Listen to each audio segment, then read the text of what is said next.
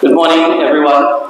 Mr. Principal, teachers, auxiliary staff, parents, the graduating class of 2022, specially invited guests, members of the media.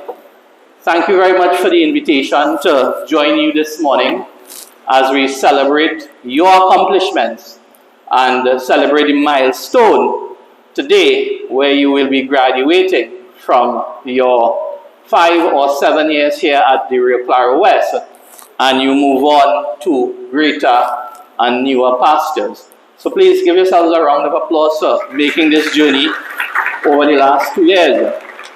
I want to give a special thank you to the teachers and the administration and the principal of our schools in the constituency, because the last 2 years have not been very easy on them, and I think teachers would have come in for a lot of blows unnecessarily over the last 2 years.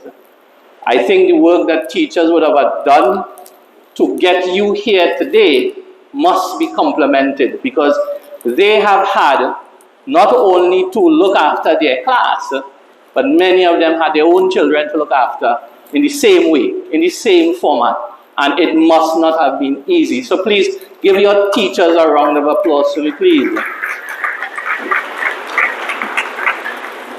Today, the Office of the Member of Parliament for the secondary schools in the area, we have a program which we have been doing for the last couple of years, and many of you would have known about it in the junior forms, where we give award to the students who excel in what we term STEMA, S-T-E-M-A, which is science, technology, engineering, mathematics.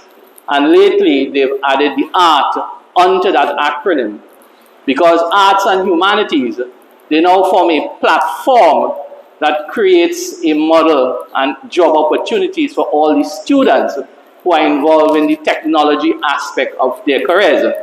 So I just want to speak briefly on that and some of the challenges that we are facing globally, where you, the onus is on each one of you to take that mantle of challenge and run with it as well. And then some specific areas here in Trinidad and Tobago, and more so in the Miara constituency, where you are the ones who will be asked to find solutions to fix many of the problems that you will be aware of. So, for some of the folks who are inside you are not familiar, you know, when you study science, you study life, you study your environment, the things around you. Technology is how do you conceptualize the systems to adapt to work in your environment.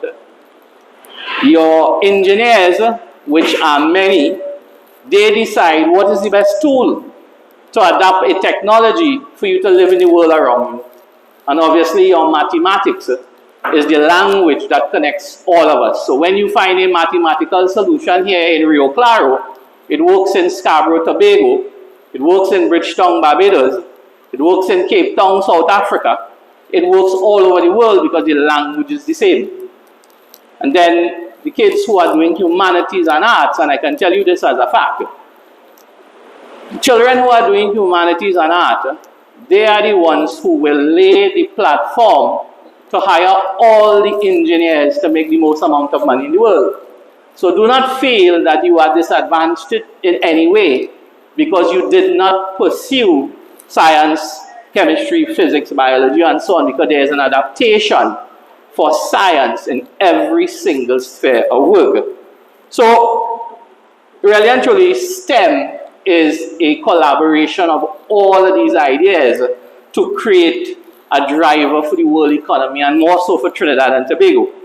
Now, why do we need more scientists in Trinidad and Tobago? I think we are underserved by students in the field of science and engineering, mathematics here in Trinidad and Tobago. We are underserved by women. We do not have enough young ladies and young women who have to pursue science. And you can see it every day. Science and innovation has been left up to the boys. And what we do, we innovate tools for the girls to do more work home. So we get a better blender, a better food processor, we give you a faster hoover vacuum to vacuum the house. It's about time that the girls get in the state of play and innovate to put us to.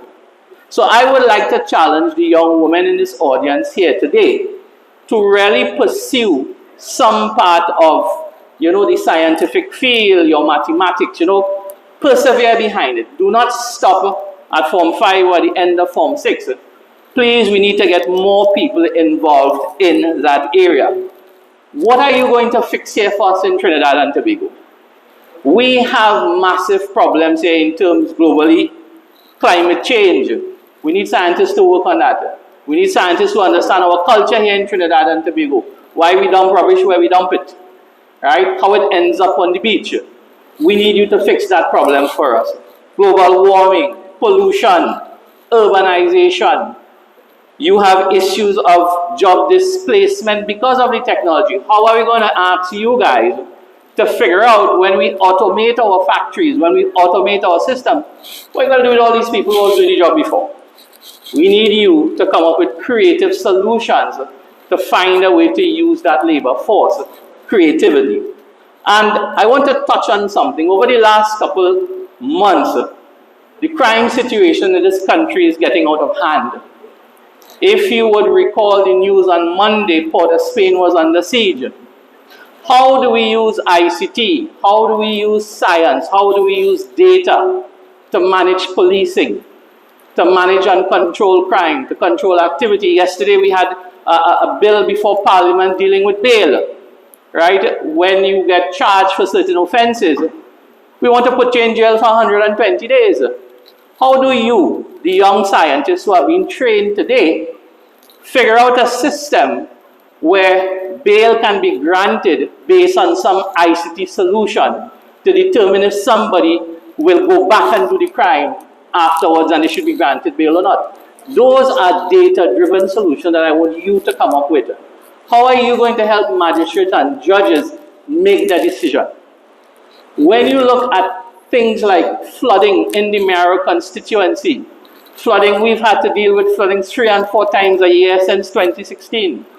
We need young people like you who will understand drainage systems, will understand water flow. Your physics deal with volume and speed and so on. How do we find solutions to stop that water from ending up in Navet, in Crapo Flats, in Mafikin, and costing millions of dollars? And this is where you come in. This is where the study of science and engineering and mathematics comes in. And we need more of your skill in that.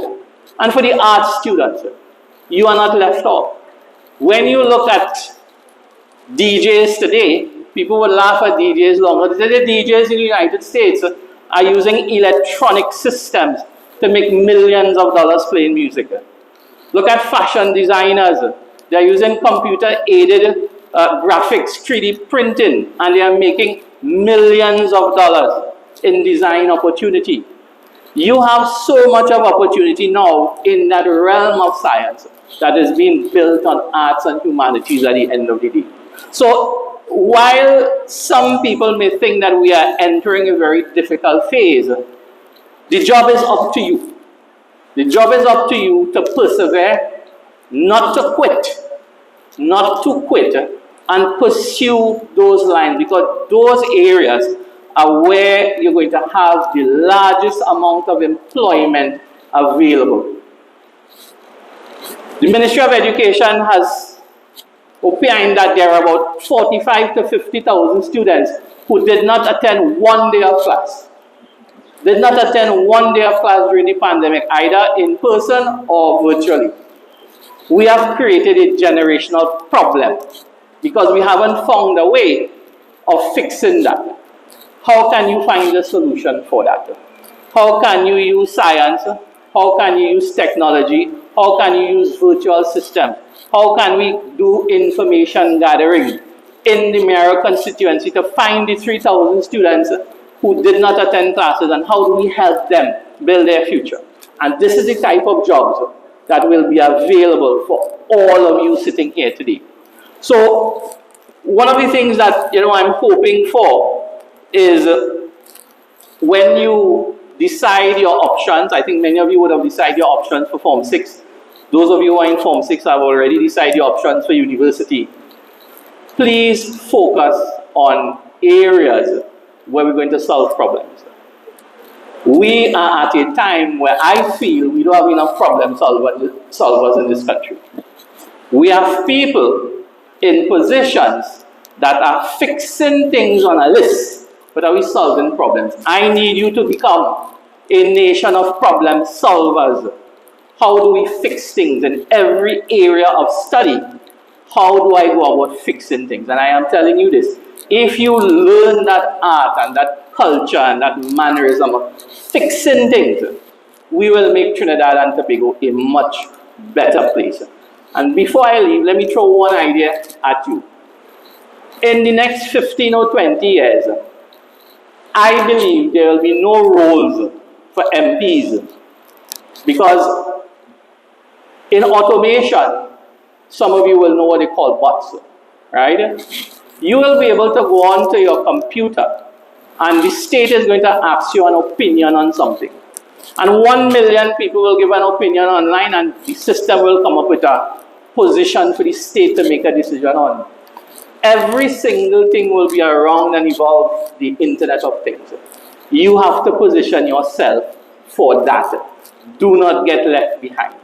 So part of our program really is not only to do a photo op, to see, you're shaking the MP hand getting a plaque. It is to plant a seed in your mind for you when you leave here today. I hope something remains. Parents, I know your job is a very difficult one. It's going to be more difficult as they go forward because now the demands are going to be more. So you have a job as well to keep them focused, keep them interested in whatever they plan to do and support them as much as you can. It is not going to be an easy task for you, but there's an old saying, as parents, we have to cut the track for the goatee to run, and we have to clear the path for them. So we need to help them get to where they want to be. So boys and girls, ladies and gentlemen, it has been an absolute pleasure to have this very short conversation with you this morning. I hope I didn't trample on Chelsea's delivery today, because I know she's a very smart young lady. I've known her very, very long. One of the brightest Rio Claras ever produced, and I mean, I'm amazed at what we can do in Rio Claro here if we put our heads and hands together. So, on behalf of the Office of the Member of Parliament, my staff, I want to once again congratulate every single one of you. You have worked hard for the last 5 to 7 years to get to here today. The job does not end when you get your results in a couple of months' time, right? Stick to it, have that intuitiveness to move forward. Don't be afraid to ask for help. That is one of the biggest problems that we find with young people. You're afraid to ask for help. Ask for help. And there are many, many people and systems in place that will help you along. So again, congratulations on this milestone. I wish you nothing but the best. I wish your parents all the best, and I wish you all the success in the world. So thank you very much for listening to me this morning. Thank you, everyone.